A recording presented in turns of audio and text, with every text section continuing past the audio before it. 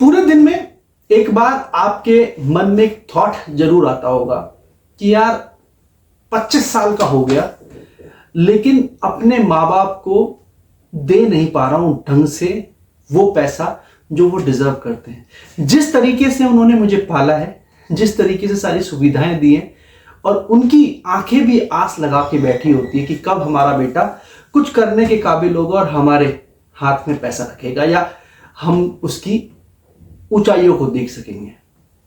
दोस्तों, ये पूरा एक ऐसा वाक्य है जो आज की डेट में 24 से 30 साल के बीच के व्यक्ति के मन में हर बार खटकता ही खटकता होगा, लेकिन हम उसको इग्नोर कर देते हैं। दोस्तों, इसको बहुत ध्यान से समझना। ये वीडियो आपके लिए ही है जिनके मन में ये थॉट चलते हैं और इस थॉट को किस तरीके से क्रैक कर सकते हैं, किस तरीके से इसको बिल्कुल अपोज कर सकते हैं, किस तरीके से अपने माँ बाप को और बूढ़ा ना होते हुए उनको पहले ही एक ऐसी इनकम देना स्टार्ट कर दो जिससे कि आप अपनी लाइफ में उनके लिए कुछ अच्छा कर पाओ।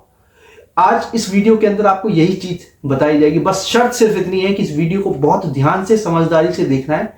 हो सकता है कि मेरे सब्सक्राइबर बेस बहुत ज्यादा नहीं हो, लेकिन ये थॉट बिल्कुल प्योर है। बस इस चीज को बहुत ध्यान से समझना। दोस्तों, पूरे दिन में जब एक बार आप डिप्रेस होते हो, परेशान होते हो, तो एक बार मन में ये जरूर आता है, यार मम्मी पापा तो बूढ़े हो रहे हैं और मैं इस काबिल अभी हुआ नहीं हूं कि मैं उनको कुछ अच्छा इनकम दे सकूं। और ये इतना ज्यादा पेनफुल होता है कि आप चाह करके भी कुछ नहीं कर सकते, क्योंकि आप अपनी उस जिंदगी की जद्दोजहद से लड़ रहे होते हैं और आप खुद चाहते हो कि कुछ अच्छा हो जाए और आप उसके लिए दिन रात एक भी करते हो, लेकिन कभी भी अपने पेरेंट्स का चेहरा देख करके आपको एक बार ये फील जरूर होता होगा। सो दोस्तों, इस चीज को बहुत समझदारी से देखना, क्योंकि कई बार आपकी लाइफ में ऐसे मोड़ आएंगे जब आपको कुछ करने पे मजबूर होना पड़ेगा और ऐसा होगा कि यार शायद देर हो गई है। आज आपको 24 से 30 साल के लड़कों के लिए या लड़कियों के लिए कुछ पॉइंट्स मैं ऐसे बताऊंगा जो इस थॉट को एक बैकवर्ड क्लास में लेकर के जा करके और उसको आप और ज्यादा बुरा नहीं होने देंगे अपने पेरेंट्स को, ताकि आप अपनी लाइफ में उनके लिए बहुत अच्छा कुछ कर सकें।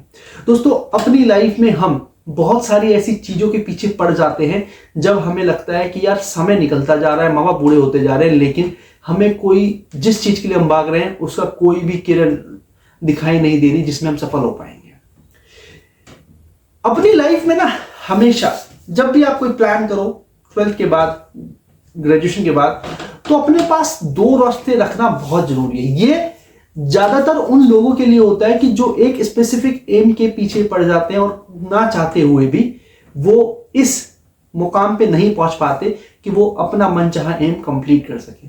तो उन सभी के लिए 5 पॉइंट ऐसे हैं जो समझना होगा। सबसे पहला पॉइंट, अपनी लाइफ की इनिशियल स्टेज पे जब आप मैच्योर हो, समझदार हो, ग्रेजुएट हो या फिर 12th पास हो, उस समय आपको एक मेजर एम रखना है और एक माइनर एम रखना है। कई बार आपने अपने क्लासेस में देखा होगा कि आपको मेजर और माइनर सब्जेक्ट मिलते हैं। मेजर होता है कि भाई जिसके ऊपर आप आगे फ्यूचर में बहुत अच्छे तरीके से पढ़ने वाले, और माइनर होता है उसका बैक सपोर्ट। तो ये स्कूल कॉलेजेस के टीचर्स भी बहुत अच्छे तरीके से जानते हैं कि कई बार ऐसा होता है कि मेजर सब्जेक्ट में आप अच्छा ना करके माइनर सब्जेक्ट में आते हैं। एक बार मैं अपने कॉलेज टाइम में था और मैं अपने एमबीए के बाद के ड्यूरेशन में जो इंटर्नशिप होती है वो करने के लिए बहुत ज्यादा क्यूरियस था, और साथ ही साथ ये बहुत ज्यादा अच्छे तरीके से सोच रहा था कि यार मुझे एचआर में जाना है। अब एचआर के लिए मैं बहुत ज्यादा एग्रेसिव था। मुझे लगता था कि मैं देखने में थोड़ा सा एवरेज हूं और हो सकता है कि मैं एचआर बहुत अच्छे तरीके से हैंडल करूं, क्योंकि सेल्स नहीं हो पाएगी और फाइनेंस तो बहुत दूर दूर तक समझ में नहीं आती। तो हुआ क्या कि मैं अपने एमबीए के ड्यूरेशन में अपना एक इंटर्नशिप स्टार्ट की, जो कि एक अच्छी वेल नोन कंपनी थी, आईडीसी एफएमसीजी कंपनी थी। उसके अंदर मैंने sales as a sales trainee काम किया और सेल्स के बारे में समझा, और उस दिन के बाद से मैंने सोच लिया यार सेल्स तो मेरे बस की नहीं, मैं एचआर में ही जाऊंगा। लेकिन दूसरी थॉट ये भी आ रही थी कि अगर एचआर में कुछ नहीं हो पाया तो मैं करूंगा क्या, क्योंकि एचआर का बहुत लंबा फ्यूचर नहीं होता। This is my personal opinion, मैं किसी को बोल नहीं रहा हूं, बट मुझे ऐसा लगता है। अगर मैं सेल्स की बात करूं तो फिर मैंने अपना जो ध्यान है वो सेल्स की तरफ लगाया, बट बैकअप पे मैंने एचआर को रखा कि कल को सेल्स में कुछ नहीं हो पाता है तो एचआर में कर लूं। इतनी कम्युनिकेशन अच्छी होनी चाहिए कि मैं एचआर हैंडल कर लूं। तो अपनी लाइफ में सबसे पहला पॉइंट ये है कि मेजर और माइनर एम जरूर सेट करें कि अगर मेजर नहीं हो पाया तो माइनर मैं करके बहुत आगे तक निकल जाऊं। दूसरा पॉइंट, हमेशा नेगेटिव थॉट्स को अपने से बहुत दूर रखो। पेरेंट्स को जरूरी नहीं है कि आप फाइनेंशियली सपोर्ट कर सकते हो। देखो पेरेंट्स क्या होता है, आपके फाइनेंशियल से ज्यादा इमोशनल टच मांगते हैं, अपनी केयर मांगते हैं, जो कि सबसे ज्यादा इंपॉर्टेंट होता है। और आप उनको 1 रुपया भी उनके हाथ में नहीं दे रहे होगे ना, और आप पूरी केयर कर रहे हो, तो वो बहुत ज्यादा होता है उनके लिए। क्योंकि कई बार क्या होता है कि आप बहुत अच्छे वेल सेटल्ड इंसान बन जाते हो और अपने पेरेंट्स की इज्जत या फिर केयर करना कहीं ना कहीं इग्नोर कर देते हो, या फिर अपने काम में इतना ज्यादा इन्वॉल्व हो जाते हो कि आपको टाइम ही नहीं मिलता। बट केयर एक ऐसा पार्ट है जो उनको फाइनेंस से कहीं ज्यादा ऊपर उठ के मिलता है। तीसरा पॉइंट यहां पे समझना कि अपने एम को चूज करते समय अपनी बहुत ज्यादा हायर लेवल की चॉइस को ना चुनें।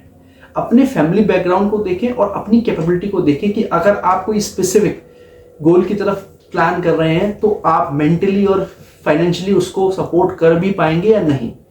तो इन ऑप्शन में आप अपने माँ बाप को बहुत ज्यादा बुरा होते हुए नहीं देखोगे और बहुत अच्छे तरीके से आप अपनी लाइफ में उनको सपोर्ट कर पाओगे। फोर्थ पॉइंट जो कि यहां पे इंपॉर्टेंट है, यहां पे ये है कि बहुत ज्यादा डिप्रेस्ड होने की जरूरत नहीं है। कई बार क्या होता है, आपने मैकडॉनल्ड और केएफसी की शायद थ्योरी सुनी है, नहीं, मेरी पहले की वीडियो में मैंने केएफसी और मैकडॉनल्ड में बहुत अच्छी एक वीडियो बनाई है जिसमें उन्होंने, दोनों ही फाउंडर ने अपने 55 से 60 साल का वेट किया है कुछ अच्छा करने के लिए। और हाँ, कहीं ना कहीं उन्होंने इमोशनली टच को थोड़ा दूर किया ताकि अपने एम को प्राप्त कर सके। हो सकता है कि अपनी लाइफ में आप इस एज पे बहुत अच्छा ना कर पाओ, बट फाइट मारते रहना और एक दिन जरूर बहुत अच्छा होगा। आपकी लाइफ में बहुत ही ज्यादा इंप्रूवमेंट आएगी, जो कि आप जो भी आज मेहनत कर रहे हो it will pay you back. Fifth point जो कि बहुत इंपॉर्टेंट है, देखो, be a backup of your parents. ठीक है, फाइनेंशियल बैकअप है, बहुत अच्छी बात है, इमोशनल बैकअप है, बहुत अच्छी बात है, बट इन दोनों को बैलेंस करके चलें। ऐसा ना हो कि इमोशनली बहुत ज्यादा टच हो, फाइनेंशियली आप हेल्प ना कर पा रहे हो क्योंकि पेरेंट्स बहुत एक लंबे एज के बाद आपको फाइनेंशियली सपोर्ट नहीं कर पाते। और साथ ही साथ ये बात स्पेसिफिकली मिडिल क्लास के लोगों की हो रही है, लोअर मिडिल क्लास के लोगों के लिए हो रही है, हायर क्लास के लिए नहीं हो रही, क्योंकि वो अपने बैकअप में इतना ज्यादा रखते हैं कि वो आपको सपोर्ट आजीवन कर सकते हैं। तो आपको बैलेंस बनाना है फाइनेंशियली और मेंटली, और आपका जो भी इमोशनली टच है वो मेंटेन रहे और आप अपनी लाइफ में इसी तरीके से बहुत ज्यादा आगे बढ़ सकते। So thank you so much, मिलते हैं कल दोबारा से एक और नई वीडियो के साथ। तब तक के लिए चैनल को सब्सक्राइब करिए, और अगर ये वीडियो अच्छी लगी तो अपने दोस्तों में जरूर फॉरवर्ड कीजिए, और आपका एक कमेंट मेरे लिए बहुत ज्यादा अच्छा हो सकता है।